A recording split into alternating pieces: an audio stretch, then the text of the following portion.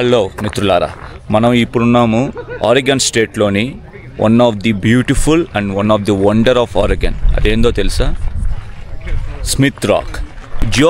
Earth జియోగ్రఫీలో volcano పాత్ర చాలా గొప్పది. సో అటువంటి ఒక పెద్ద వాల్కానో ఎరప్ట్ అయ్యి దాని నుంచి ఫామ్ అయిన ఈ అందమైన ఫార్మేషనే స్మిత్ రాక్. సో ఈరోజు అలాంటి స్మిత్ రాక్లో మనం ఉన్నాము. దీని గురించి ఇంకా మనం వెళ్తూ మాట్లాడుకుందాం.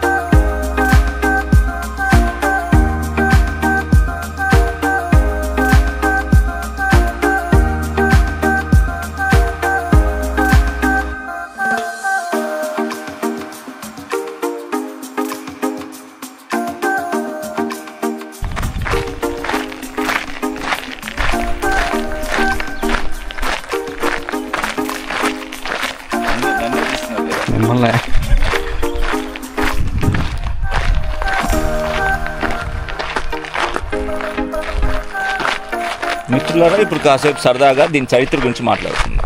దాదాపు 30 మిలియన్ల సంవత్సరాలు, అంటే 3 కోట్ల సంవత్సరాల ముందు ఇక్కడున్న అతిపెద్ద ఒక వాల్కానో ఎరప్షన్ జరిగింది.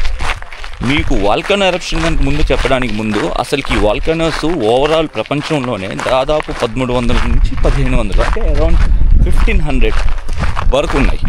అందులో మోర్ దెన్ 75%, అంటే 75% ఈ వాల్కానోస్ పడిపోతున్నా 75% వాల్కానోస్ ఈ America, South America, North America పరిసరాల్లోనే ఉన్నాయి. అందుకే వీళ్ళు రింగ్ ఆఫ్ ఫైర్ అనే ఒక కాన్సెప్ట్ని క్రియేట్ చేశారు. సో ఈ రింగ్ ఆఫ్ ఫైర్ అనే కాన్సెప్ట్ ఏంటంటే, ఒక సెకండ్,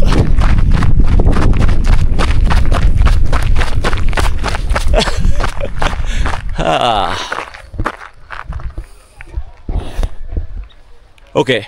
సో ఈ రింగ్ ఆఫ్ ఫైర్ కాన్సెప్ట్ ఏంటంటే, సౌత్ అమెరికా, నార్త్ అమెరికా, ఈ పసిఫిక్ ఈస్ట్ ప్రకారం చూసుకొని అక్కడున్న మెజారిటీ ఆఫ్ ఈ అగ్నిపర్వతాలని ఒక లైన్ ఆఫ్ మోషన్లోకి తీసుకోవడం వల్ల అది ఒక రింగ్ ఆఫ్ ఫైర్గా క్రియేట్ చేశారు. సో రింగ్ ఆఫ్ ఫైర్ అంటే ఏం లేదు, మన హార్స్ షూ మ్యాగ్నెట్ షేప్లో ఉంటుంది.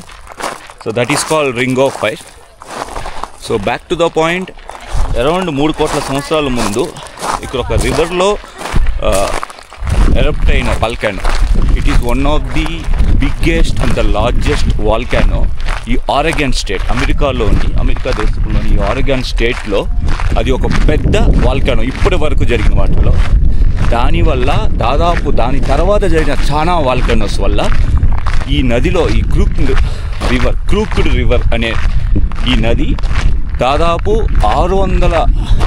650 ఎకరాల్లో విస్తరించబడిన ఈ స్మిత్ రాక్ అనే ఒక బ్యూటిఫుల్ ఎర్త్ మాన్యుమెంట్ని క్రియేట్ చేయబడింది. మళ్ళా చెప్తున్నాను, ఇది క్రియేట్ చేయబడింది మనుషులు కాదు, ఇది కేవలం ప్రకృతి ద్వారా నిర్మించబడింది. ఆశ్చర్యంగా ఉంది.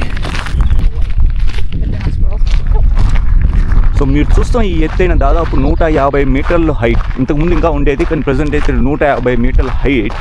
ఈ మౌంటైన్స్ లాంటి ఈ rocks, actually it's not a natural rocks, అంటే మన నార్మల్ స్టోన్ కాదు. ఇదంతా కేవలం వాల్కానోలో నుంచి ఎరప్ట్ అయినప్పుడు మల్టిపుల్ మినరల్స్ కానీ యాష్, కెమికల్స్ ఇవంతా కలిపి కొన్ని ఇయర్స్ తర్వాత అవి బికాస్ ఆఫ్ కూలర్ అయిన తర్వాత ఫామ్ అయినవే ఇవి అందుకనే ఈ రాక్స్ అంతా మల్టిపుల్ కలర్స్లో కనిపిస్తూ ఉంటాయి, because of the minerals, different chemicals వల్ల.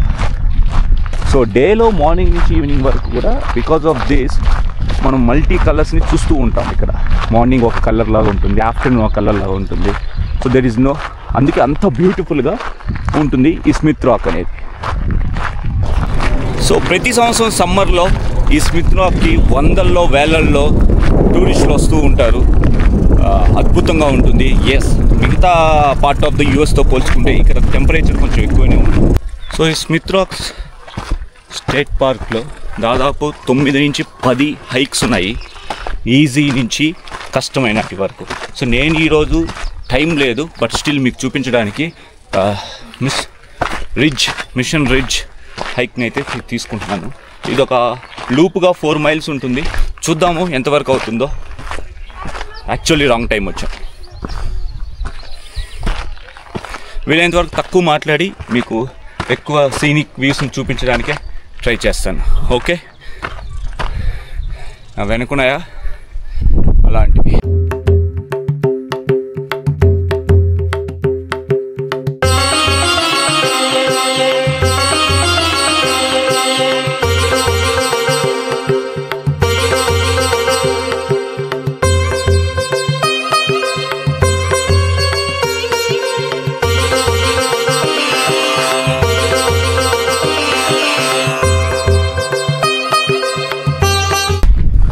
సో దాంతోపాటు ఈ స్మిత్ రాక్కి ఇంకో ప్రత్యేకత కూడా ఉంది.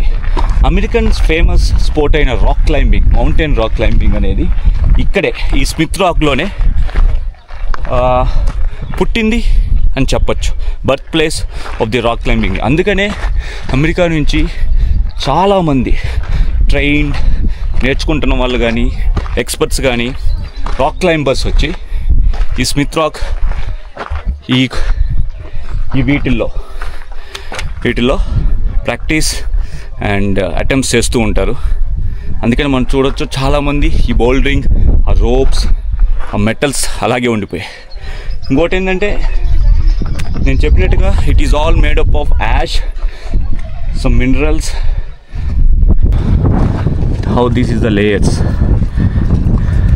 సో సున్నపు రాయి అంటాం కదా, సో అది ఎక్కువ పదార్థం ఉంటుంది సున్నపు రాయి అనే కాన్సెప్ట్ ఇక్కడ. సో అందుకనే లేయర్స్గా ఉంటుంది. ఇంక ఇమాజిన్ ఈ సైజు మొత్తం అలాంటిదే.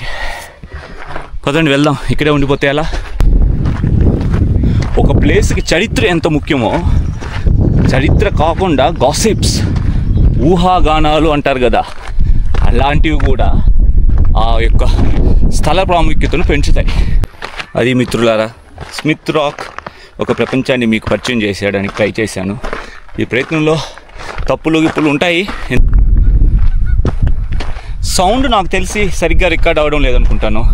ఈ ఎయిర్ నాయిస్ కానీ, లేదంటే నేను కష్టపెడుతున్నాను కదా, ఇవంతా ప్రాబ్లం అయి ఉంటుంది నాకు తెలిసి. ఎందుకంటే మనతో మైక్ లేదు. కొందాం, కొంచెం బడ్జెట్ ప్రాబ్లం అయిపోయాక కొనేద్దాం. సరే మిత్రులారా, దాదాపు 50% కంప్లీట్ చేసాము. మీకు చెప్పాలంటే మీకు అక్కడ దూరంగా కనిపిస్తున్నాయా, అక్కడెక్కడో ఆపాము, ఇక్కడ దాకా వచ్చాము. ఇంకా ఒక 50% ఉంది, కానీ మనతో పాటు వచ్చిన వాళ్ళు వెళ్ళాలంటున్నారు. మనకి సపరేట్గా కార్ లేదు కాబట్టి మనం వెళ్ళాలి.